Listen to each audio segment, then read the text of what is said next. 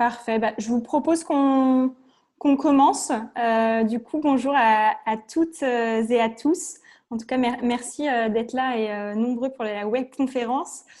Donc, on va vous présenter en fait les résultats de l'étude recrutement et secteur public, qui est une étude qu'on a réalisée en lien avec Make Sense, Switch Collective et la CASDEN. Je vois qu'il y en a encore qui nous rejoignent petit à petit. On attend 2 petites minutes. C'est bon. Donc, peut-être pour commencer et juste pour dire quelques mots sur la partie son, en tout cas pour éviter tout bruit parasite.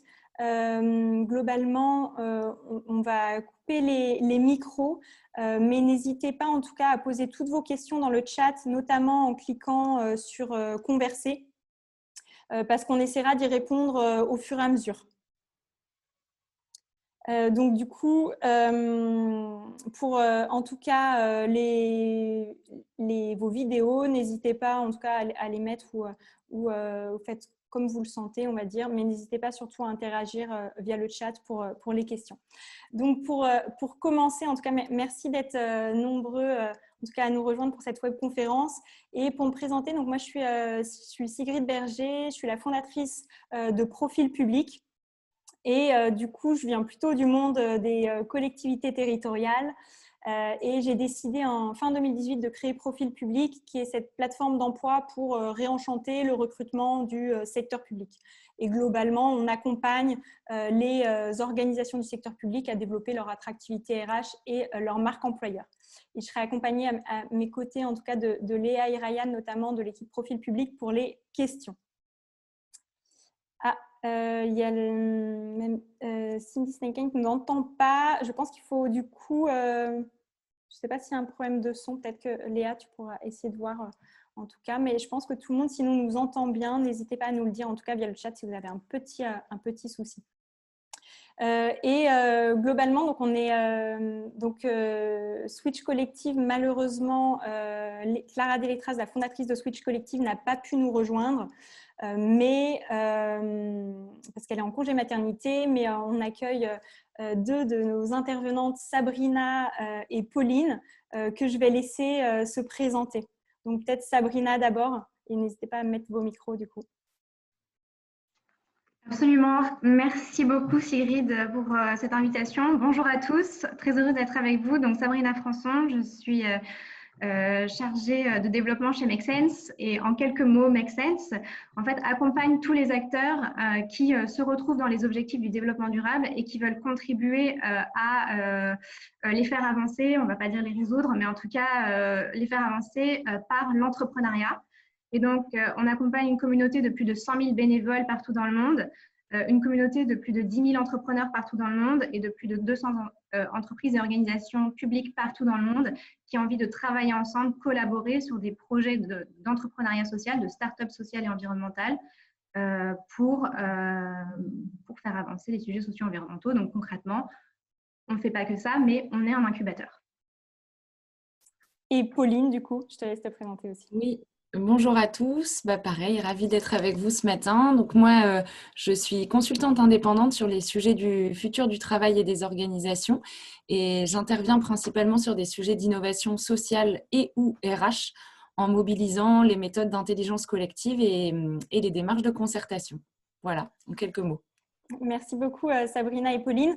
Donc, on va commencer notamment justement pour vous dire pourquoi on a lancé cette étude au recrutement et secteur public et pourquoi on a posé cette question depuis la crise. Êtes-vous prêt à rejoindre le secteur public et à quelles conditions, du coup, à ceux qui ont répondu à notre enquête. Donc, en fait, il faut revenir un peu au confinement, au premier confinement, et on se posait la question un peu comme tout à chacun, comment on pouvait contribuer à notre manière pendant cette période assez particulière. Alors, au début, on a relayé pas mal de demandes, en tout cas, de volontariat pour les hôpitaux, donc de missions de volontariat.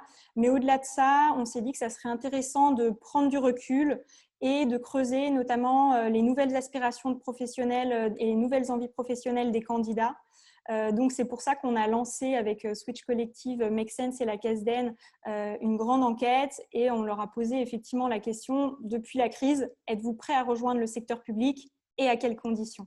Et nous, on avait aussi une petite intuition, on se disait que sans doute que la crise pouvait changer la donne pour le secteur public. Donc, on a posé 20 questions et on a eu 642 répondants. Donc, pour commencer, je voulais vous partager un chiffre clé. On avait, en termes de chiffres, on a 71% des répondants qui nous disent être prêts à rejoindre le secteur public. Ce qu'il faut comprendre, c'est qu'on a appelé donc secteur public, la notion est plus large, on va dire, que le service public, c'est-à-dire que derrière, on a inclus donc toutes les institutions publiques, État, collectivités territoriales, hôpitaux, mais aussi les acteurs de l'économie sociale et solidaire, mais aussi les cabinets de conseil secteur public, et aussi les startups s'adressant au secteur public, un petit peu tous les acteurs au service de l'intérêt général. Et en fait, il y a potentiellement, on va dire, un biais, c'est-à-dire que les communautés qu'on a potentiellement interrogées, notamment sur les réseaux sociaux, on voit qu'ils sont beaucoup en quête de sens. En tout cas, c'est quelque chose qui revient. Et en tout cas, je vous dis ça notamment parce que ce qui est intéressant de creuser, c'est de savoir en fait vers quel type d'organisation les candidats quel type d'organisation les candidats veulent rejoindre. Et du coup, on va commencer par vous poser justement la question, selon vous, justement, quel type d'organisation les attire le plus? Donc, on va vous faire un petit sondage via Slido. Et Ryan va vous partager cela via Slido et vous allez pouvoir y répondre en live. Alors, du coup, notamment, vous allez voir… Vous avez le lien dans le chat.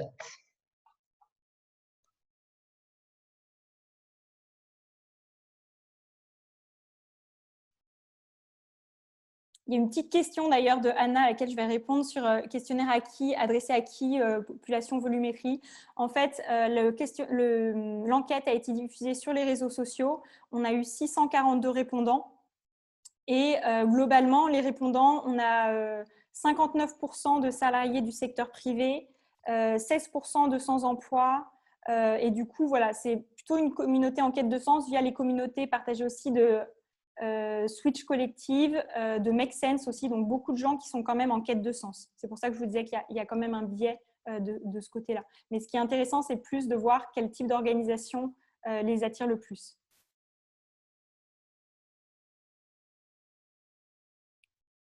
Est-ce que tout le monde a eu le temps de répondre du coup au sondage via slido.com?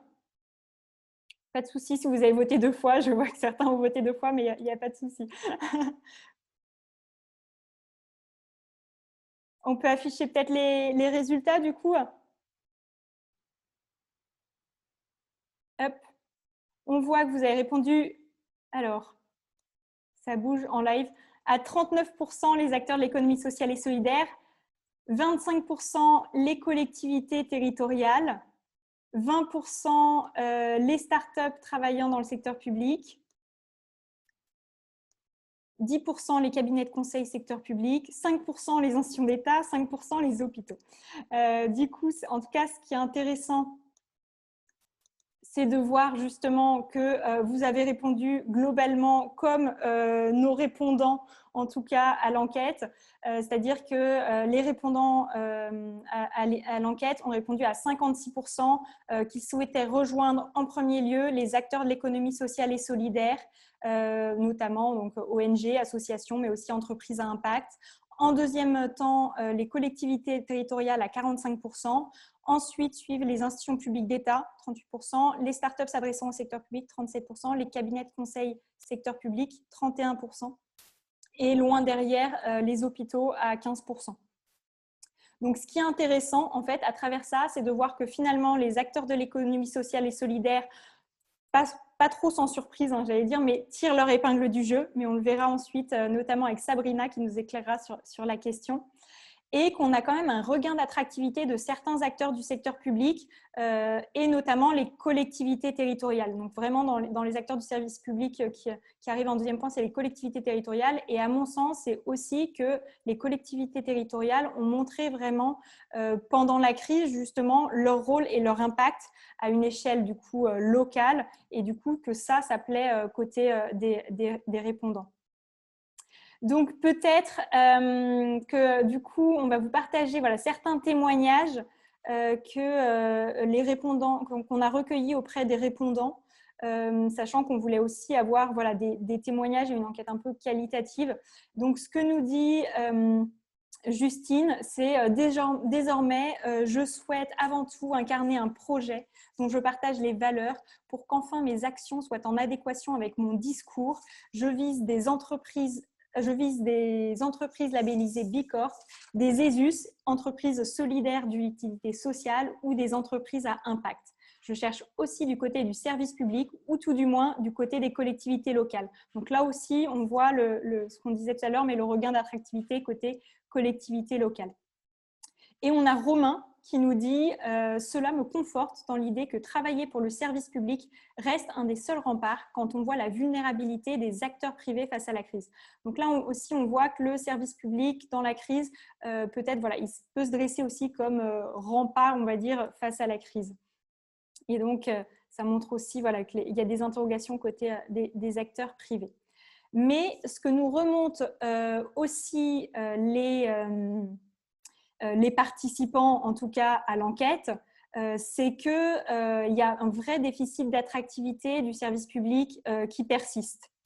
Alors, globalement, ce qu'ils nous disent, c'est que les ONG ou organisations de l'économie sociale et solidaire, en tout cas, c'est ce que nous dit Lisa, les ONG ou organisations de l'ESS résonnent comme des endroits dynamiques, à la mode, à impact et soucieuses de l'autre. Donc, ça pourrait m'intéresser. Les autres résonnent pour moi comme des endroits où il y a beaucoup de réfractaires au changement, donc ça ne m'attire pas vraiment.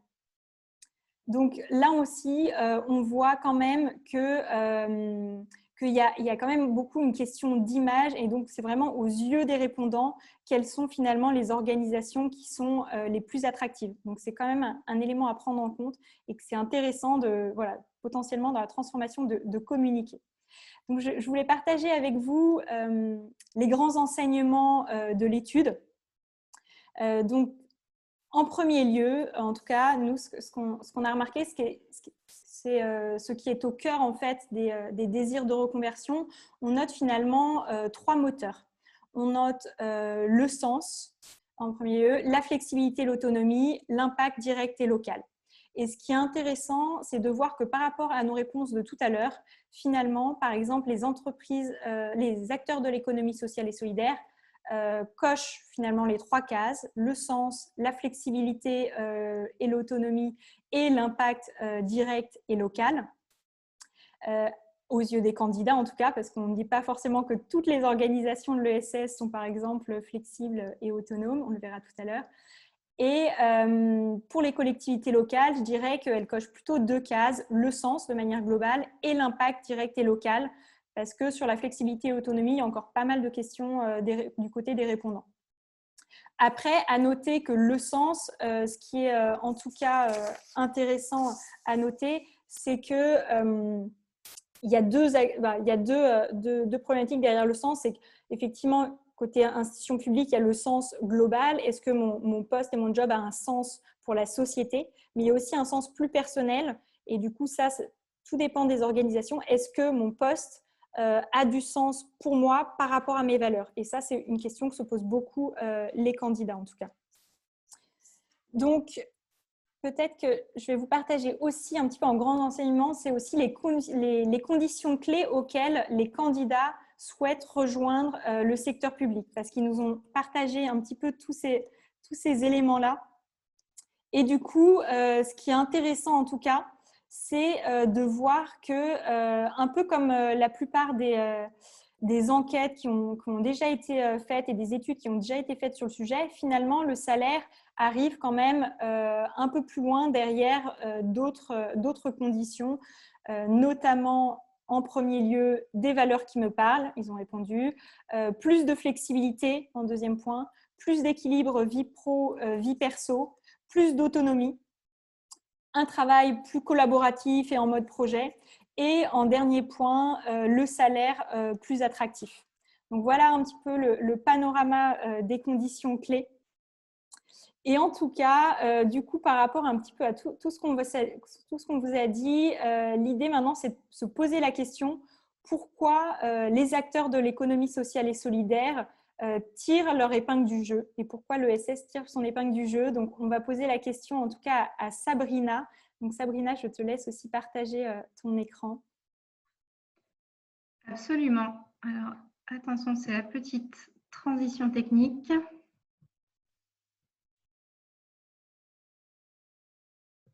On y est. Est-ce que tout le monde voit l'écran? Ouais. Super. Bah, merci beaucoup Sigrid. Petit rappel avant de rentrer dans les réponses. Quand on parle d'ESS, en fait, quand même, on va vraiment de l'acteur historique de la solidarité, comme Emmaüs par exemple, à une start-up sociale de taille plus modeste ou beaucoup plus jeune, comme La Ruche qui dit oui. Une association, une mutuelle, une coopérative, enfin, le champ est très vaste et aussi le champ d'intervention est très vaste, hein, de la solidarité au circuit court, en passant par la santé. Et ce qui nous unit, c'est que notre fonctionnement interne et nos activités sont fondées sur le principe de solidarité et d'utilité sociale. Nous avons en fait des modes de gestion démocratiques et nous encadrons strictement nos bénéfices. Deux chiffres clés. L'ESS aujourd'hui, c'est à peu près 2,4 millions de salariés en France et c'est environ 10 000 emplois créés chaque année. Donc, c'est un secteur relativement dynamique au cœur duquel, donc, nous, Make Sense, ça fait 10 ans tout pile qu'on a la joie de s'inscrire. Alors,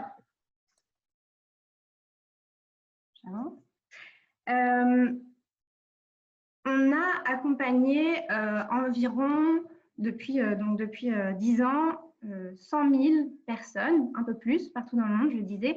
Je préfère le clarifier tout de suite, des personnes qui ont moins de 40 ans. Et on leur a permis de s'engager bénévolement auprès des acteurs de l'ESS, notamment auprès des startups, comme je le disais, de l'ESS.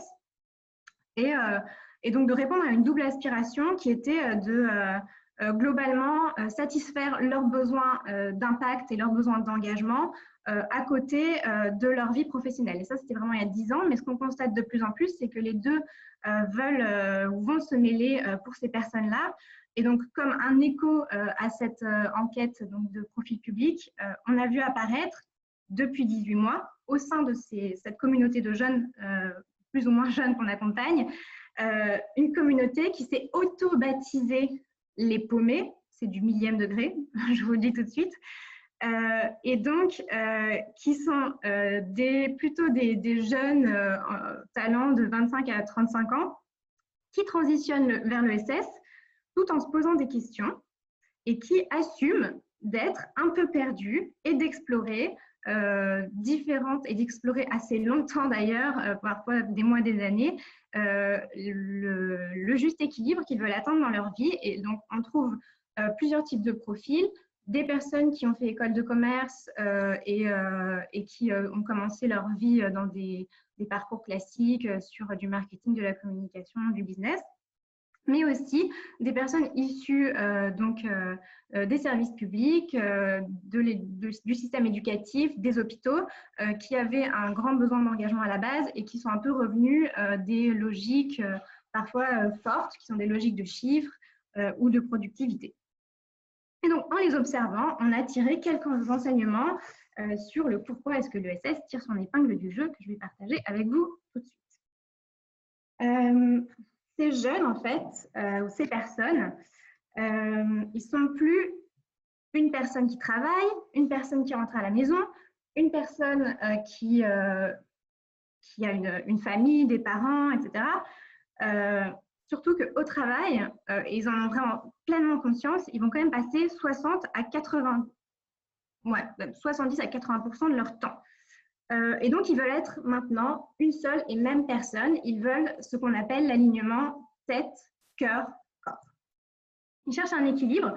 L'étude l'indique d'ailleurs, parce que 86% des répondants de l'étude de profil public affirment qu'ils veulent repenser la place du travail dans leur vie, si je ne me trompe pas.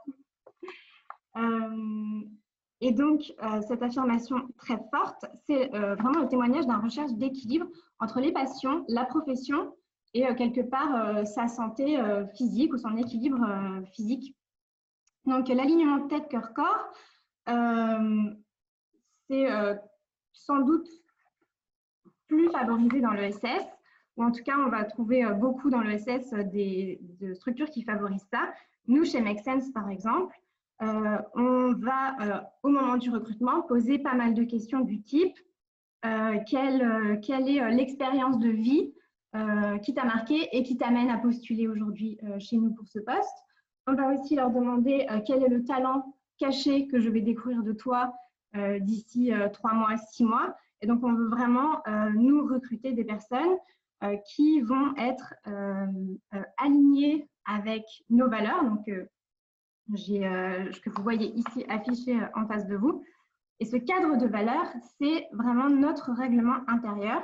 Et c'est parce que chaque personne l'incarne et se retrouve dans ce cadre qu'elles sont bien chez Make Sense. Ça veut dire quoi?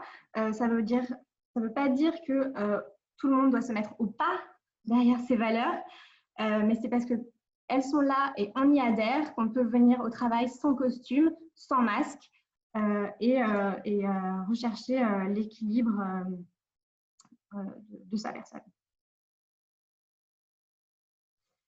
Alors, le deuxième enseignement qu'on peut tirer de cette communauté Make Sense, qu'on suit depuis tant d'années, c'est le fait que les structures de l'ESS, globalement pas toutes, mais beaucoup de taille moyenne, permettent beaucoup plus d'expérimentation en termes de gouvernance. Alors, qu'est-ce que ça veut dire?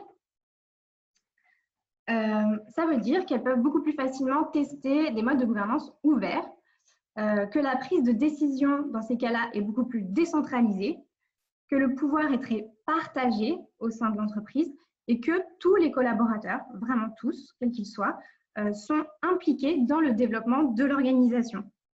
Donc, si je suis un professionnel du secteur de l'énergie, par exemple, eh bien, chez Enercop, je vais retrouver que tous les salariés peuvent prendre la décision d'un investissement financier, donc vraiment tous, du moment qu'ils passent par ce qu'on appelle une sollicitation d'avis.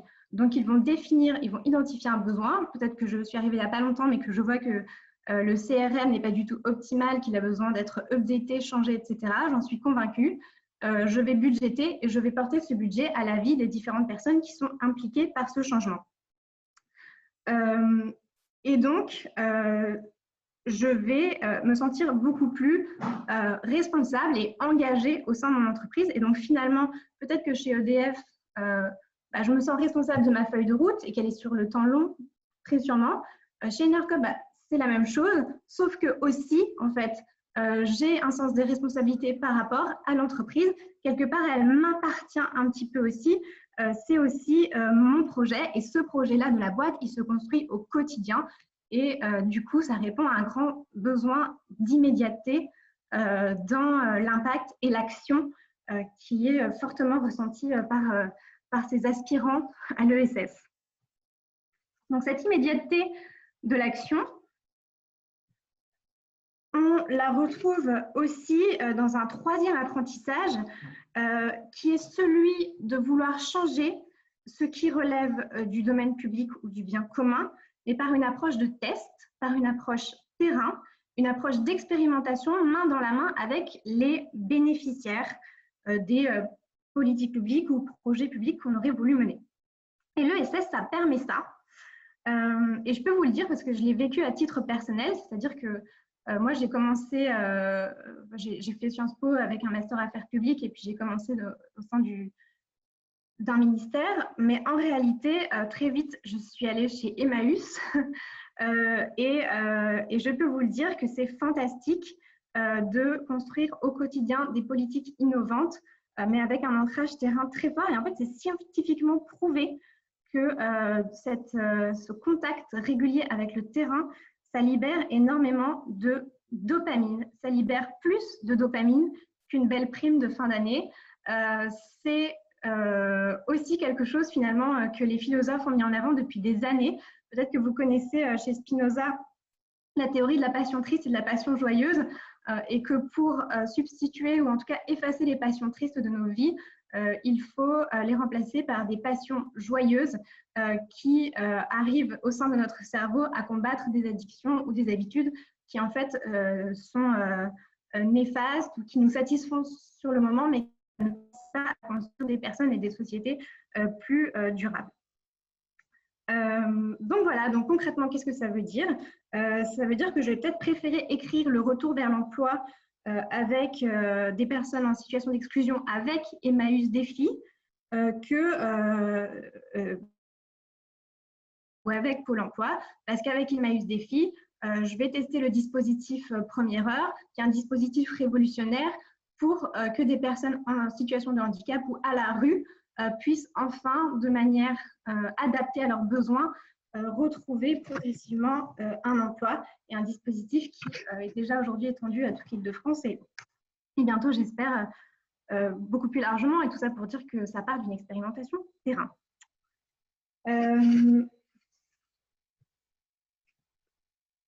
Encore un dernier apprentissage avant de conclure.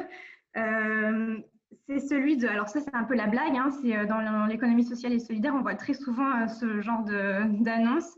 Donc nous recrutons en stage le bras droit du fondateur et on a toujours énormément de candidatures pour ça. Mais en fait, pourquoi, enfin, qu'est-ce que ça révèle et qu'est-ce qu'on voit aussi chez nos aspirants candidats, c'est un grand besoin de reconnaissance déjà dès l'entrée dans l'organisation, mais aussi un grand besoin de se dire qu'on va aller très vite, que peut-être dès le stage, on est directement avec les cofondateurs et puis qu'après, ça va nous ouvrir plein de portes. Et c'est vrai que dans certaines structures, on peut changer de poste, on peut changer d'intitulé tous les ans. Et de manière très autodéterminée. C'est mon niveau de contribution qui va faire que je vais avancer très vite. Et ça, c'est extrêmement important. L'idée qu'ils vont être immobilisés, c'est insupportable pour eux. Et donc, c'est intéressant parce qu'avant, on avait vraiment besoin de sécurité. En réalité, encore beaucoup de gens en ont besoin aujourd'hui. Hein. Mais de plus en plus, ce besoin de sécurité n'est plus le besoin fondamental, c'est vraiment le besoin de mobilité et de ce qu'on appelle donc l'agilité. Et donc, pour conclure, avec quelques chiffres donc, de Switch Collectif qui ont aussi participé à l'étude et qui malheureusement ne sont pas là avec nous aujourd'hui, j'étais très intéressée par le bilan annuel de Switch Collectif, c'est-à-dire toutes les personnes qui sont allées faire une sorte de grand bilan de compétences pour transitionner justement dans leur carrière et qui passent par Switch Collectif, parce que notamment, ils reçoivent beaucoup de nos paumés dont je vous parlais en introduction. Donc, je me suis dit, bah, super, alors donc, nos paumés, ils rejoignent l'ESS. Parce que moi, je suis un peu naïve et complètement fan de mon secteur. Et en fait, ce qu'on voit, c'est que oui, pour certains, mais pas tous, mais qu'en revanche, il y a d'autres éléments qui ont été beaucoup plus déterminants dans leur changement de poste, comme par exemple pour 54% le fait de rester salarié et donc finalement d'apprécier une certaine sécurité, mais de rejoindre une structure à taille plus humaine. Et donc, ce qu'on voit, c'est que finalement, le sens, oui, mais les conditions de travail aussi beaucoup. Et ce qui me fait dire que globalement, secteur public, que ce soit ESS ou d'autres types d'acteurs comme vous qui sont là aujourd'hui, on a ce défi commun de toujours donner le goût à ces candidats de l'engagement, puisque c'est ça aussi dont il est question. Merci beaucoup pour votre écoute. Et à votre disposition pour répondre à toutes vos questions. Merci Sabrina en tout cas pour cette intervention et du coup ça a fait émerger aussi certaines questions. Je vais répondre à certaines, notamment il y a eu une interrogation sur la question de l'âge des répondants. En fait, il se trouve que le critère âge finalement n'est pas si on va dire parlant que ça, c'est-à-dire que dans les répondants, on a 19,5% de 25-30 ans, on a 25,9% de 30-35 ans, on a 21,6% de 35-40 ans et 23,9% de 40-50 ans et 6,2% de 50 et plus. Mais finalement, bon, ça se situe entre, j'allais dire, 25 et 50 ans, mais finalement, les personnes sur le monde du travail, on va dire globalement, le gros des troubles des répondants se situe dans ces âges-là. Après, il y a eu justement un petit peu une remarque, en tout cas d'Alison dans le chat, qui disait, effectivement, parfois, ce n'est pas toujours vrai. Donc, elle parlait plutôt des startups. Donc, voilà, c'est aussi le monde des startups. Elle disait, parfois, il peut y avoir une grosse centralisation de la prise de décision et pas toujours une grosse réflexion sur l'organisation et la gouvernance. C'est vrai que dans le monde des startups ou les très petits, ou quelquefois les peut-être très petites entreprises, il peut y avoir aussi des problématiques de gouvernance, etc. Et ça, en tout cas, on va le voir avec Pauline qui va nous dire en fait, est-ce que finalement le service public n'a pas une carte à jouer dans tout ça et je vais lui laisser la parole en tout cas, Pauline. Oui, merci beaucoup pour vos mises en bouche. Merci Sabrina, c'était super intéressant tout ce que tu disais. Et moi, je vais peut-être faire la transition avec ta dernière slide. Tu parlais des conditions d'exercice du travail finalement. Et effectivement, mon intervention va plutôt tourner autour de ça. Mais je voudrais revenir sur les 3 enseignements principaux de l'étude dont a parlé Sigrid en introduction. Elle nous a dit ce qui compte, c'est le sens, l'impact direct et local et enfin l'autonomie et la flexibilité. Alors peut-être un point rapide sur le sens. Effectivement, il y a de plus en plus de personnes en quête de sens. La crise a accéléré ça, ce questionnement autour de l'utilité sociale de son travail. Finalement, les questions qu'on se pose aujourd'hui, c'est à quoi je sers, à qui je sers. Donc la question des bénéficiaires, du public en fait qui va bénéficier de mon action est de plus en plus dans les têtes aujourd'hui. Et puis, une chose aussi importante à souligner, c'est cet attrait très, très fort d'être aligné avec les valeurs de son organisation. Sabrina parlait de l'alignement tête, cœur, corps. Ça, c'est vraiment un gros changement qu'on voit ces 15 dernières années. Un rapport de plus en plus individuel, finalement, au travail, au sens où on veut être soi dans son job. On veut finalement, Justine, la jeune femme dont on a partagé le verbatim, disait je veux incarner un projet. C'est un terme très fort de dire incarner un projet. Donc en fait, il y a presque une confusion entre l'identité professionnelle et l'identité personnelle. Ou en tout cas, c'est peut-être pas une confusion, mais c'est une volonté de ne pas les dissocier. Ça, c'est le premier point. Donc, une volonté d'être aligné avec les valeurs de son organisation. D'où aussi l'intérêt évidemment pour le secteur de l'ESS, mais aussi pour les entreprises à mission. Donc, vous avez peut-être entendu parler, toutes ces entreprises qui revoient leur raison d'être et qui font un effort incommensurable pour avoir des raisons d'être sociales ou en tout cas qui ont un sens finalement. Ça, c'est aussi une transformation à l'œuvre en ce moment. Donc, le deuxième point, l'impact direct et local dont parlait Sigrid, ça, c'est hyper important parce que ce que ça veut dire, c'est que les salariés, les employés aujourd'hui ont de plus en plus besoin de prendre conscience qu'ils font un travail de plus en plus tangible. Vous n'êtes pas sans savoir qu'il y a eu aussi beaucoup de reconversions ces dernières années vers le secteur de l'artisanat, par exemple. Alors, ce n'est pas le secteur qui nous occupe aujourd'hui, mais c'est intéressant de l'avoir en tête. Ça veut dire quelque chose. Les gens ont envie de concret. Ils sont un peu fatigués de cette abstraction du travail, de faire du slide toute la journée, des notes. Parfois, quand on est dans le service public, ce n'est pas forcément des slides sur PowerPoint, c'est peut-être des notes de dizaines de pages. Mais voilà, on en a un peu ras-le-bol, pour parler un peu cru, de cette abstraction du travail. Et puis, l'impact local, c'est aussi très intéressant. On a envie d'avoir un impact sur le territoire où on vit et où on travaille, finalement. Je pense aussi que c'est pour ça que les collectivités locales tirent leur épingle du jeu dans le service public, comme tu nous en as parlé, Sigrid. Et enfin, le troisième item que souligne l'étude, c'est l'autonomie et la flexibilité. Et là, effectivement, je pense qu'il est vraiment important de parler des conditions d'exercice du travail. C'est-à-dire que, à mon avis, le sens ne fait pas tout. C'est-à-dire qu'on peut très bien rejoindre une organisation que ce soit dans le secteur de l'ESS, mais aussi une start-up, mais aussi un cabinet de conseil dans le service public, c'est pas sûr qu'on soit à 100% heureux et à 100% épanoui si les conditions d'exercice du travail ne sont pas bonnes. Et qu'est-ce que ça veut dire ça? Et évidemment, il y a la question de la taille de l'organisation, parce que parfois, on peut être dans l'ESS ou dans le secteur associatif, mais on peut être dans une très grosse association historique qui a en fait des modes de gouvernance et des systèmes d'organisation très proches de grandes entreprises plus capitalistes, où effectivement, vous aviez parlé de centralisation de la décision. Ça arrive aussi, ou des mécanismes de décision en fait très longs, très lents. Ça arrive aussi. C'est pas parce qu'on est dans une organisation qui affiche du sens ou qui a une cause noble qu'on est forcément dans une organisation agile. Il ne faut pas forcément faire le lien tout de suite.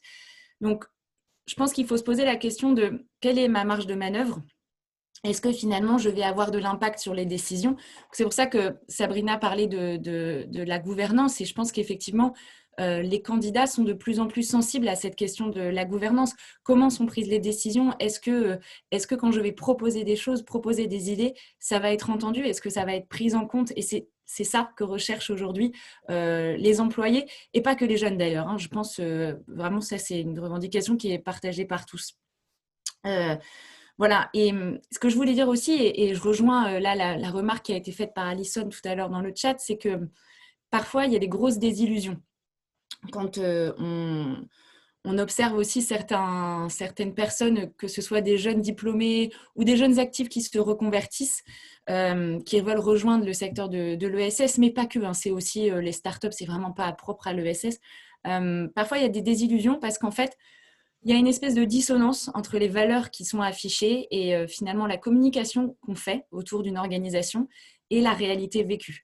La réalité vécue, ça peut être parfois, en fait, l'autonomie qui ressemble plus à de l'abandon que de l'autonomie.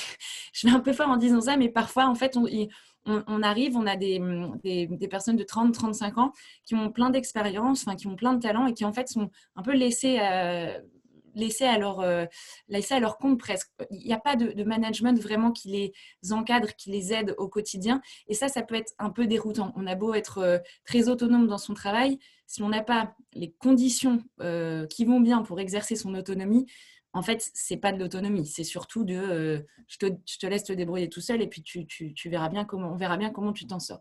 Ça, il faut faire un peu attention. Et la deuxième chose, c'est que parfois dans ces organisations, il n'y a pas de culture du conflit. C'est-à-dire que comme les valeurs sont très fortes, il y a parfois des systèmes qui en fait étouffent on va dire la contradiction ou le fait qu'on ne soit pas d'accord. Alors, c'est pas vrai partout et je pense qu'il y a énormément d'organisations, notamment de l'ESS, qui ont vraiment intégré des systèmes de gouvernance partagée et des mécanismes proches de la sociocratie, par exemple, où on fait en sorte d'écouter le plus de monde possible et prendre en compte les avis. Mais quand même, parfois, en fait, par peur de sortir du cadre, en fait, on n'ose pas exprimer sa voix ou on n'ose pas exprimer son désaccord. Justement parce que les valeurs sont extrêmement fortes. Et plus elles sont fortes, plus elles peuvent parfois inhiber certaines personnes qui n'osent pas aller à contre-courant du collectif, tout simplement. Donc, moi, je pense que la culture du conflit, il faut la garder. C'est très, très sain. Il faut garder des organisations syndicales. Il faut garder cette culture du dialogue et du conflit sain. Et du coup, pour peut-être finir sur le service public, je pense que Sigrid, tu en as parlé tout à l'heure, il y a encore un déficit d'attractivité. À mon avis, ce qui freine dans le secteur public aujourd'hui, c'est certainement le fait qu'il y ait des chaînes un peu interminables de décision. Je crois que la personne dont on a partagé le verbatim tout à l'heure disait parler de réfractaires au changement. Alors, bon, ça arrive, ça arrive partout dans les organisations. Hein, je vous rassure, c'est pas le monopole de l'administration que d'avoir des gens parfois réfractaires au changement. Il y en a partout. Mais en revanche, la question de la chaîne de décision, elle est hyper importante. Et Sabrina le disait, les gens ont envie d'avoir un impact direct et rapide. Et parfois, dans le secteur public, en fait, on a un rapport au temps qui est quand même très lent. Et donc, ça peut freiner aujourd'hui certains candidats ou certains employés à rejoindre le service public. Et enfin, il y a la question de la mobilité. Effectivement, Sabrina le pointait aussi tout à l'heure, le fait que de plus en plus de jeunes actifs, mais pas que les jeunes, veulent finalement monter rapidement ou en tout cas acquérir de nouvelles responsabilités. Et je pense que là-dessus, le service public a vraiment une transformation, en tout cas à opérer. C'est qu'aujourd'hui, les systèmes d'évolution de carrière ne sont pas toujours très transparents. On ne comprend pas forcément bien comment on est évalué. La question de la justesse, de l'équité n'est pas encore au top, je pense. Non seulement parce qu'il n'y a pas forcément partout, dans toutes les organisations du service public, une culture RH très forte. Et voilà, donc je pense qu'il y a une carte à jouer sur développer une culture RH beaucoup plus forte, beaucoup plus ouverte, beaucoup plus transparente et revoir les processus de mobilité pour répondre à cette attente d'agilité. Voilà. Et enfin, ce que je voulais dire, c'est qu'il y a quand même un vrai plus aujourd'hui dans le secteur public. Donc, on l'a évidemment dit, le sens, la question de l'intérêt général qui est assez évident. Ça ne se questionne pas beaucoup. En revanche, il y a beaucoup d'organisations publiques qui aujourd'hui opèrent de véritables transformations dans leur façon de faire leur métier, tout simplement, de designer les politiques publiques, et notamment des organisations qui ont recours à ce qu'on appelle le design de service. Vous êtes peut-être familier de ces pratiques et de ces méthodes, mais l'idée, c'est finalement de mettre en pratique des logiques d'expérimentation, d'itération, d'avoir le souci du bénéficiaire, donc de l'usager final, systématiquement. Quand on pense une politique publique ou on pense un service, on se demande bien à qui ça va servir et surtout, on implique les usagers. Donc ça, c'est le design de service qui est de plus en plus pratiqué par certaines organisations. Et moi, je pense qu'elles auraient tout intérêt à le dire, à en fait le faire savoir beaucoup plus largement, à exprimer que en fait, c'est comme ça qu'elles travaillent aujourd'hui. Alors, certaines, c'est pas 100% dans les organisations, on va pas être naïf, mais je pense que non seulement elles ont une carte à jouer parce qu'il faut le dire, parce que ça pourrait attirer de plus en plus de candidats, et surtout, elles pourraient appliquer ces principes de design de service à leurs organisations internes. C'est-à-dire que toutes les questions de management, de formation, de mobilité, de carrière, etc., en fait, on pourrait très bien appliquer ces logiques-là de prendre en compte l'avis des employés, de leur donner la parole plus largement et de les faire participer, en fait. Et aujourd'hui, c'est pas encore tout à fait le cas. Donc moi, je pense que ça, c'est une vraie carte à jouer. Voilà, je ne sais pas si je suis dans les temps ou pas, mais en tout cas, c'était en quelques mots ce que je voulais dire. À mon avis, il y a une carte à jouer et il y a surtout, il faut, à mon avis, de plus en plus communiquer sur ce qui se fait de bien dans les organisations publiques, comme l'a fait l'ESS finalement. Je disais à Sigrid, moi j'avais l'impression qu'ils avaient un peu gagné la bataille de la com, c'est-à-dire que ils savent mettre en valeur leurs organisations, leurs collectifs, leurs startups, et c'est tout à leur honneur parce que voilà, il y a beaucoup d'organisations qui font des choses très belles, mais je pense que les administrations doivent prendre le pas maintenant aussi et communiquer davantage sur ce qui se passe de bien. Voilà. Merci beaucoup, Pauline. En tout cas, c'est vraiment éclairant sur les motivations et justement, par exemple, tu as parlé des conditions d'exercice, de la culture du conflit, de la problématique du temps, des mobilités. En tout cas, je trouve qu'on s'y retrouve vraiment sur ce qu'il y a à faire. Et c'est pour ça qu'on voulait un petit peu conclure sur tout ce qui était... quels sont les leviers de transformation, en tout cas, pour passer à l'action? Parce qu'effectivement, on vous a un petit peu fait le résumé des grands enseignements de l'étude, mais maintenant, on peut se dire, qu'est-ce qu'on fait? C'est bien joli d'avoir fait cette étude, mais comment on passe à l'action maintenant dans le service public? Donc, je vais aussi reprendre des éléments qu'ont cités Sabrina et Pauline très justement, mais à mon sens, il y a quand même 4 gros leviers d'action, je dirais, pour le service public, pour passer à l'action. d'une part, je dirais en premier lieu, améliorer l'expérience collaborateur. C'est-à-dire que dans les dernières années, le service public s'est beaucoup concentré sur comment on transforme les services aux usagers et peut-être un petit peu au détriment de l'expérience collaborateur. Typiquement, ça va, j'allais dire, du simple ordinateur portable au développement des outils plus digitaux, jusqu'à la formation, donc mettre vraiment l'accent aussi sur la formation des collaborateurs. Et du coup, c'est en tout cas une vraie demande des collaborateurs au sein du service public, et on l'a vu quelquefois pendant la crise et pendant le développement du télétravail avec le confinement. Quelquefois, ça a un petit peu pêché. En tout cas, certains collaborateurs n'étaient pas forcément équipés en ordinateur portable et tout. Donc, il y a vraiment un vrai besoin, en tout cas, de ce côté-là. Je dirais en deuxième point, continuer à transformer les pratiques managériales, arriver à du management plus collaboratif et arriver à ce que souhaitent, on va dire, les collaborateurs et les candidats vers plus d'autonomie et de flexibilité, sans tomber dans l'écueil de l'abandon, comme disait Pauline, parce que ça peut être aussi l'extrême inverse, qui est aussi un danger, on va dire. Et dans ces transformations managériales, il y a aussi la problématique qu'a soulevée Pauline de la mobilité, qui est très, très intéressante, en tout cas.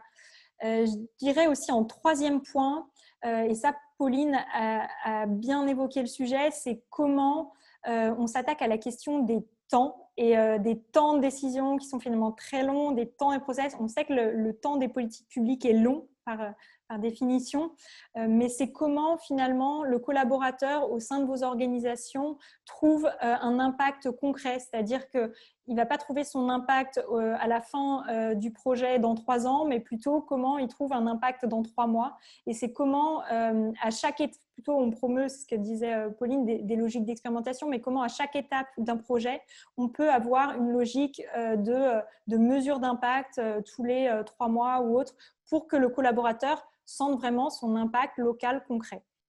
Et donc ça, concrètement, c'est vrai que potentiellement, certaines collectivités, c'est ce qu'on a vu aussi dans l'enquête, c'est que certaines collectivités peuvent avoir justement ce côté-là de l'impact local et sur le territoire, mais après, c'est quid de l'impact rapide. Ça, c'est une forte demande des collaborateurs, en tout cas, et des candidats qui veulent rejoindre ce secteur. Et en dernier point, je dirais un élément qui nous tient à cœur beaucoup chez Profil Public, c'est comment on fait savoir et qu'on communique. Pauline a évoqué justement que l'ESS avait peut-être gagné la bataille de la com. Certes, après, gare effectivement un peu aux désillusions aussi sur ces éléments de communication, mais c'est plutôt comment, parce que je pense que finalement le service public est quand même assez loin en tout cas sur la partie communication, et c'est comment déjà on lève les idées reçues et comment on fait savoir en tout cas au plus grand nombre que les organisations se transforment, vers quel type de transformation, quelles innovations ont lieu. Et ça, globalement, c'est sûr que les médias n'aident pas forcément sur ce champ-là, mais je pense qu'il y a beaucoup de choses à faire sur le champ de la communication, en tout cas pour attirer.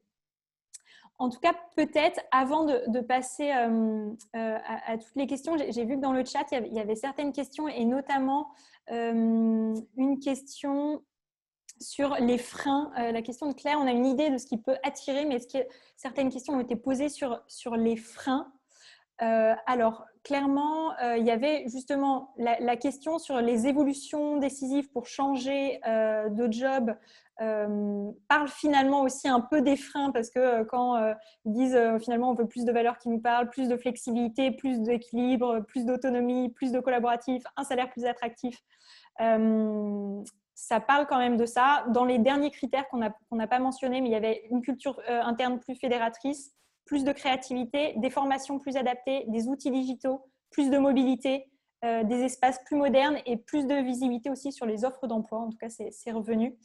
Et il y avait une question aussi sur les principaux désavantages de leur poste à l'heure actuelle, mais du coup qui ne sont pas tous dans le service public, parce qu'on a vu qu'il y en a 59% effectivement qui sont plutôt du secteur privé. Et ils disaient que c'était un manque de sens dans leur mission, dans la vision stratégique en tout cas de leur organisation.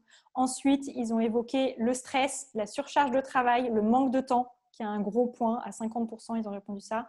Et à 37%, ils ont répondu le manque de transparence et de confiance, un autre point à évoquer. Et à 32%, l'ambiance l'ambiance au boulot qui n'était pas forcément bonne. Et du coup, c'est quand même un critère pour les collaborateurs. Avant de prendre peut-être plus de questions, on voulait aussi vous partager un dernier sondage, en tout cas, parce qu'on a posé cette question-là à nos répondants et on trouvait ça intéressant de vous la poser aussi. Peut-être en un mot ou en un adjectif, quel est votre vœu pour le futur du travail du service public? Je vais laisser Ryan lancer justement le sondage, toujours sur slido.com. Et du coup, vous allez pouvoir remplir.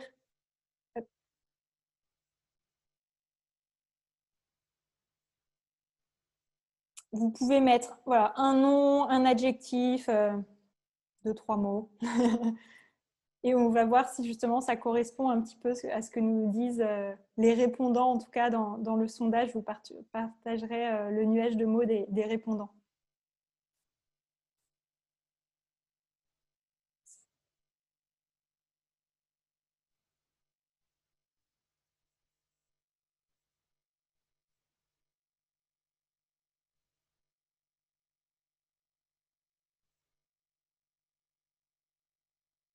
Peut-être qu'on peut partager du coup les résultats petit à petit, parce que de toute façon, ça va les afficher un petit peu en live. Donc, on a en gros autonomie, flexibilité, agilité, confiance. On a impact, transformation, redorer l'image, engageant, impact positif, adaptation, sens, conscience, concrétisation, plus d'humain. L'humain qui revient pas mal, le côté créatif aussi et la souplesse, la société juste, l'adaptation, l'engagement. C'est quelque chose qui est un peu engageant aussi. En tout cas, vous voyez, du coup, je vais vous partager les réponses de nos répondants.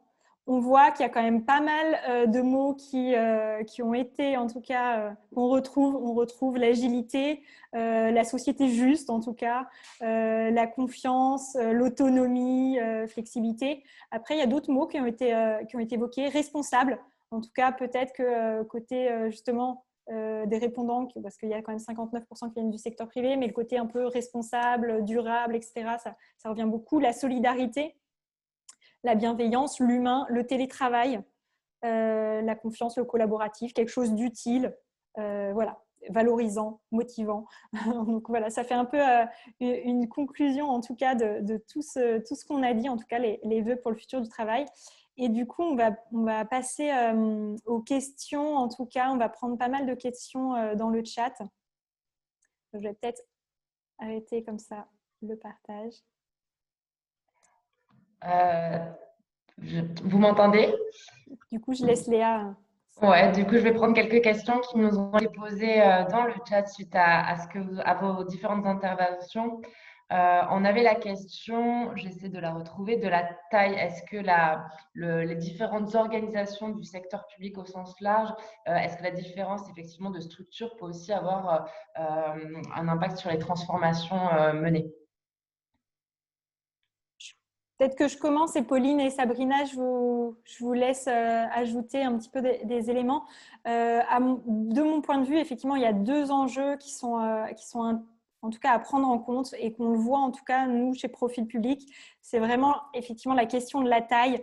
Plus on est une grosse organisation, plus du coup, les transformations prennent du temps. On a des process aussi du coup, plus complexes et du coup, un temps de réaction un peu moins rapide, on va dire. Donc, du coup, la question de la taille est effectivement importante et peut-être que du coup, les collectivités territoriales peuvent se démarquer, en tout cas, tout ce qui est justement communes, métropoles, etc. J'en ai discuté aussi pas mal avec des régions et qui nous disaient finalement, côté région, on a peut-être un peu moins une carte à jouer parce que on se retrouve déjà directement sur une taille un peu plus grosse. Mais après, il y a aussi d'autres leviers de transformation et la question de l'impact rapide et intéressant à prendre en compte, quelle que soit la taille, c'est-à-dire comment on inclut le design, etc., au cœur de ces process. Je laisse peut-être Oui. J'allais dire, on avait justement, à la suite de cette question, l'exemple des universités. Du coup, peut-être je laisse Pauline et Sabrina rebondir sur ça et peut-être parler aussi côté universitaire. Ouais, bah non, mais moi je suis complètement d'accord avec toi, Sigrid. Je pense que effectivement, ça dépend vraiment de la taille. Quand on est dans des grosses organisations, c'est clair que les leviers de transformation sont moins évidents ou en tout cas moins directs ou en tout cas moins faciles à activer. Mais je pense peut-être que un des leviers de transformation les plus rapides et efficaces, c'est surtout investir beaucoup sur la formation des managers. Moi, je pense que en fait, les managers ont un rôle clé à jouer. Si on ne peut pas faire bouger l'organisation parce que ça prend du temps, parce que effectivement, on ne va pas révolutionner des cultures qui ont des décennies de pratiques derrière elles. En revanche, je pense qu'il y a beaucoup de managers qui ont conscience de tout ce qu'on partage là, qui ont envie de faire différemment. Et je crois qu'il y a aussi des organisations qui investissent beaucoup dans la formation des managers aujourd'hui. Et vous savez, souvent on dit on ne quitte pas une organisation, on quitte son chef. Donc, en fait, c'est hyper important la façon dont on est managé. Donc, si notre manager nous accompagne au quotidien, nous témoigne de la reconnaissance, nous aide dans le développement de nos compétences, etc., peut-être qu'on n'est pas dans une organisation parfaite en termes de gouvernance partagée et en mode participatif et collaboratif, mais déjà, si on a un manager de qualité, je pense que ça pourrait être peut-être une marche à gravir plus facilement. Donc, je dirais vraiment les former. Et ça passe à la fois par les écoles. Déjà, je ne sais plus qui disait tout à l'heure dans le chat, j'ai vu passer la formation des cadres dirigeants, je suis complètement d'accord. Sortir de cette posture de sachant et c'est moi qui ai les raisons et c'est moi qui ai réponse à tout, mais d'être dans une posture d'accompagnant et de facilitateur du dialogue, je pense que ça, c'est hyper important. Merci Pauline. On a une nouvelle question qui pose la question justement de la sécurité de l'emploi. Est-ce que cette notion, la question c'est, cette notion a-t-elle encore un sens ou les répondants sont-ils ouverts au CDD? Alors, peut-être que je commence et Sabrina, peut-être que tu pourras répondre justement, parce que je ne sais pas si tu as justement des éléments ensuite pour compléter, mais concrètement, c'est une question en tout cas qu'on a posée pas mal aux jeunes, parce que pour le coup, ça les concerne pas mal, notamment la question est-ce qu'ils passent des concours ou pas, notamment à travers le manifeste qu'on a coporté avec des jeunes qui justement ont fait 10 propositions pour le service public de demain. Et eux nous disaient que pour commencer, en tout cas, parce qu'ils ne savaient pas forcément s'ils voulaient travailler dans le service public toute leur vie, en tout cas, ils sont intéressés par justement des contrats plutôt plus courts et pas forcément un emploi à vie tout de suite dans lequel ils se sentiraient un peu enfermés. Alors, je sais que le terme enfermé a fait réagir sur les réseaux sociaux, mais c'est plutôt dans leur vision de se dire pourquoi pas on teste d'abord et on voit ensuite, peut-être ensuite, si on a envie de travailler toute notre vie dans le service public, même si concrètement, le fait, le statut qui est derrière permet des opportunités justement de mobilité et de voir différents types de sujets, que ce soit du développement économique en passant par les RH, les finances. Donc, il y a pas mal de sujets. Après, je pense qu'aussi les jeunes n'ont pas forcément pour l'heure la vision de l'entièreté justement que peuvent représenter les métiers aussi du service public. Donc, ils veulent tester en tout cas d'abord, à mon sens. Peut-être Sabrina, je ne sais pas, ou Pauline, si vous voulez ajouter des éléments. Très rapidement et complètement d'accord avec toi. Ce qu'on voit pas mal, c'est que dans le secteur de l'ESS, c'est qu'il y a 10 ans, en fait, dans le secteur de l'ESS, on n'a pas trop le choix, entre guillemets. Comme il y a quand même des moyens restreints, on va souvent proposer des contrats. Historiquement, on ne propose quand même pas un CDI d'entrée, quoi. Du coup, il y a 10 ans, c'était choquant pour les personnes qui voulaient rejoindre ce secteur. Aujourd'hui, inversement, c'est les candidats qui vont proposer des nouvelles modalités d'emploi. Donc, on va nous dire, par contre, en fait, moi, je voudrais vraiment rester auto-entrepreneur ou micro-entrepreneur. Ce n'est pas la majorité, mais c'est une vraie tendance. On a une nouvelle question qui rebondit là-dessus. Quels sont les types de compétences qui permettraient à des candidats justement de faire des mobilités du privé vers le public? Alors, Peut-être que du coup, j'allais dire, ça nous est bien destiné côté profil public, parce qu'on a beaucoup la question des candidats qui nous demandent souvent, effectivement, et c'était parti de là aussi la volonté de profil public, c'était de se dire comment on rend un peu plus transparent aussi les postes du service public et du secteur public aussi plus globalement, parce qu'on se pose toujours la question, est-ce qu'on a les compétences, les bonnes formations pour passer du privé au public et vers quel type de poste je peux m'orienter dans ce cadre-là. Globalement, déjà, quand on passe du privé au public, j'allais dire, il ne faut pas faire un gap trop important, c'est-à-dire qu'il ne faut pas à la fois changer vouloir changer complètement de poste, de secteur et du coup, il faut rester finalement sur les compétences qu'on a et qu'on pourrait apporter au secteur public. Et sur ces compétences, souvent, en tout cas, les institutions publiques, alors peut-être que d'autres intervenants, d'autres personnes qui assistent à la webconférence pourront aussi apporter des éléments sur ces sujets-là. Mais globalement, on voit que les institutions publiques, elles ont besoin de plus en plus de compétences du privé sur ce qu'on appelle un peu les nouveaux métiers. En tout cas, elles ont besoin de compétences parce qu'elles n'ont pas forcément dans leur vivier, notamment de titulaires de la fonction publique, tout ce qui est sur le champ, j'allais dire, du numérique, des systèmes d'information. Pour créer les services publics de demain, il y a des vrais manques et des vrais besoins de compétences. On a aussi tout ce qui est transformation publique, innovation, où de temps en temps, le service public va chercher aussi d'autres compétences, même s'il peut aussi les trouver en interne. Après, sur des enjeux aussi, par exemple, de communication, la communication publique, elle s'est professionnalisée petit à petit et elle est allée, donc beaucoup de gens sont finalement en contrat sur ces types de postes. Donc, on retrouve beaucoup de nouveaux métiers. Après, j'allais dire par contre, sur le champ des RH ou des ressources humaines, où ça demande souvent une bonne connaissance du coup de la fonction publique, du statut, etc. Là, ça sera plus compliqué de passer du privé au public, même si je connais dans des administrations, ça s'est fait pour des volontés de grands changements. Mais sur la partie un peu gestion des ressources humaines, au-delà du volet développement peut-être des compétences et de la formation, ça peut être quelquefois un peu plus compliqué. Léa, je peux réagir je voulais réagir simplement à la question des contrats, si c'est possible. Bien sûr. Ouais. En fait, par rapport à la question de la sécurité de l'emploi, moi, je pense que y a une vraie question, c'est que ça dépend aussi des rythmes, enfin, de l'âge et des rythmes de vie. C'est-à-dire que peut-être que effectivement les plus jeunes sont attirés, enfin, en tout cas, ne sont pas réfractaires à des contrats courts. Quoique encore, ça dépend de leurs origines sociales et niveau de vie et de revenus, etc. Mais je pense qu'il faut aussi être assez prudent par rapport à cette question de le fait qu'il y ait de plus en plus de contractuels dans la fonction publique notamment. On le sait aussi, le service public est quand même pas forcément exemplaire sur le fait de parfois cumuler plusieurs CDD et ne jamais titulariser. Donc ça, à mon avis, c'est quand même des pratiques qu'il faudrait en tout cas pointer du doigt et surtout transformer.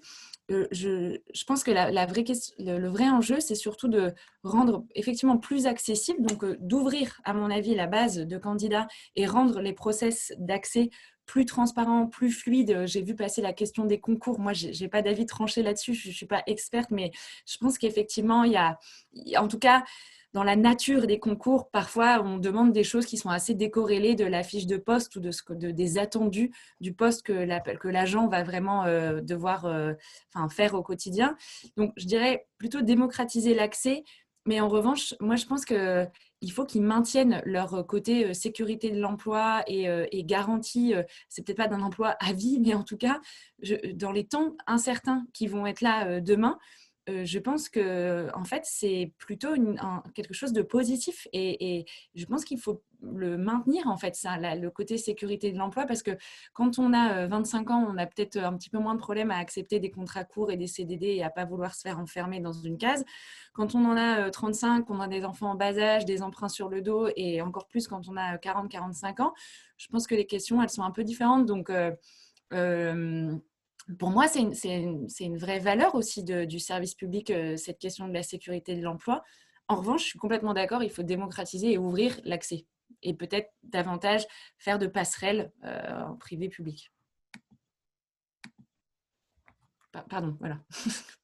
Du coup, peut-être que ça fait rebondir sur la question, j'allais dire, des concours qui est clairement pas évidente. Alors, je sais que c'est un vrai sujet, en tout cas, qui qui émergent à la fois via les médias et notamment, c'est un sujet qui est posé sur la table aussi par la ministre Amélie de Montchalin, parce que voilà, quid du concours, comment on redore aussi l'attractivité des concours.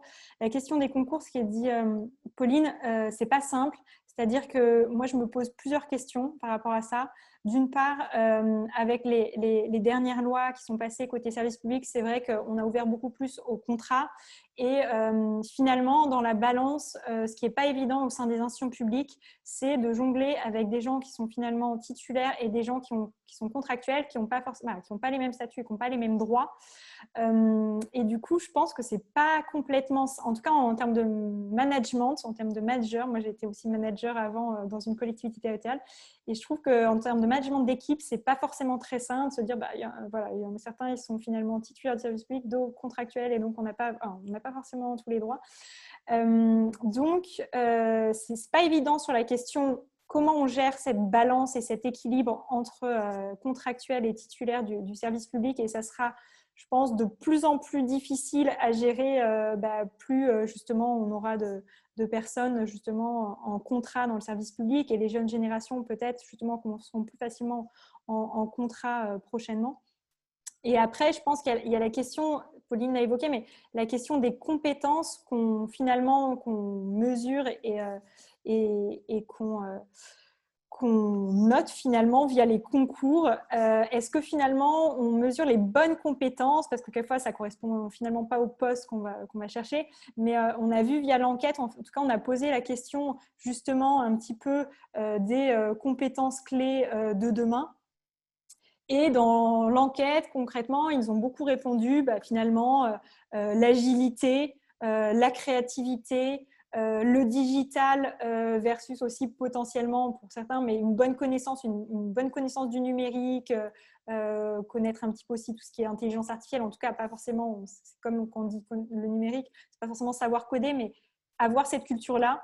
La communication aussi, c'est revenu. Et finalement, quand on voit les épreuves au concours, ce n'est pas forcément ce qu'on teste au niveau des candidats, et pour les compétences de demain et les services publics de demain, voilà, ça pose question sur ces éléments.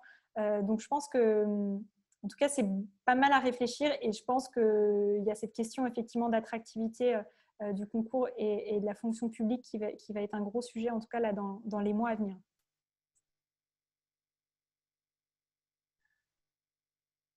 Peut-être prendre une autre question.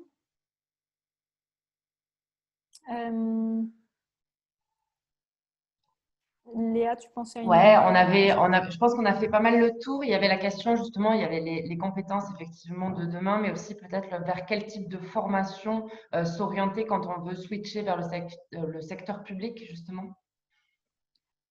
J'allais dire, ça rejoint un peu la question finalement dont on parlait tout à l'heure, finalement les types de postes vers lesquels on peut switcher du secteur privé au secteur public. C'est-à-dire, par exemple, je ne sais pas si on travaille sur de la transformation, de l'innovation collaborative, l'intelligence collective.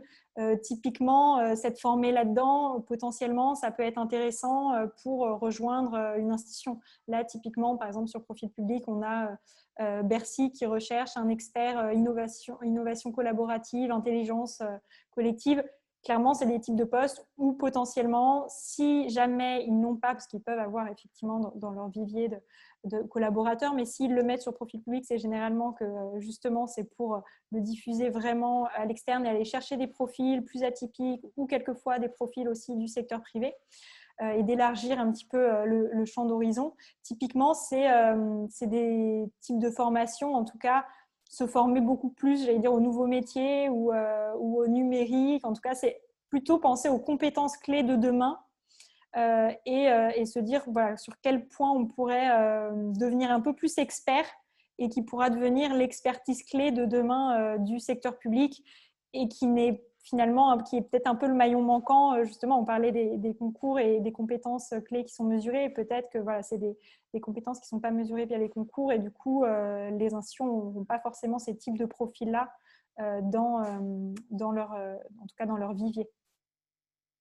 On cite justement la diversification et la mixité des profils comme une bonne pratique dans les transformations RH, par exemple.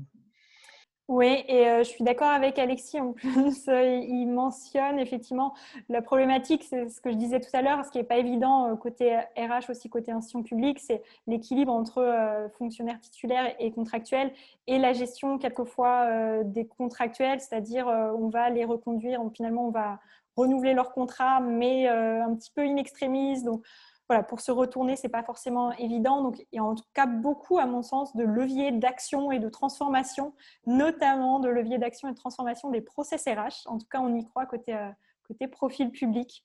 Peut-être, je ne suis pas sûre. Finalement, je pense qu'on a fait un peu le tour des questions. Je ne sais pas ce que tu en penses, Léa, aussi. Ouais, je pense que vous avez quand même répondu à peu près à toutes les questions. Si vous en avez ou si on a manqué de voir certaines questions, n'hésitez pas à nous les reposer. Comme ça, on les identifie tout de suite et on peut y répondre. Mais je pense qu'on a fait le tour. En tout cas, merci à tous et à toutes d'avoir participé à la webconférence, en tout cas recrutement et secteur public. Je vois que ça fait une bonne transition pour la conclusion, parce qu'on a Florence Roch qui dit le portail de recrutement public ne donne pas envie de candidater. En tout cas, c'est un peu ce qui nous a motivés du côté de profil public, du coup, à créer cette plateforme d'emploi pour donner envie, en tout cas, aux candidats et notamment aussi à des gens du secteur privé de ne pas hésiter à postuler, parce qu'il y a vraiment en tout cas des postes très intéressants qui ont du sens et malgré aussi toutes les réserves qu'on vous a dites, il y a beaucoup de leviers de transformation, donc les institutions sont en train de se transformer. Pour l'étude, on vous la communiquera bien sûr, et on a d'ailleurs communiqué sur les réseaux sociaux, notamment sur LinkedIn. Donc Léa vous met un petit lien, mais voilà, si vous voulez recevoir l'étude et le replay, vous pouvez aussi nous mettre un petit commentaire sur LinkedIn ou même un petit retour sur la webconférence. En tout cas, ça nous fera toujours plaisir. Et je remercie vraiment Pauline et Sabrina de leurs interventions qui étaient vraiment éclairantes aujourd'hui.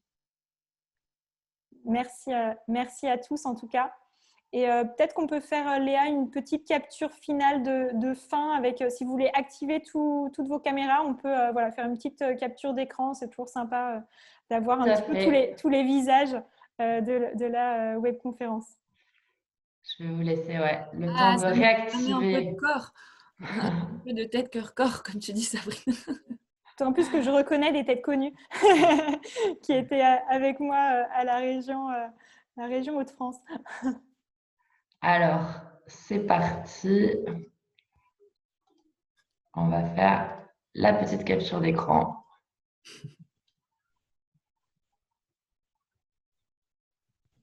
Tac. Merci beaucoup. Merci à tous en tout cas et à bientôt. Merci. Merci beaucoup. Merci à vous. Merci. Au revoir. Bonne journée. Merci. Au revoir.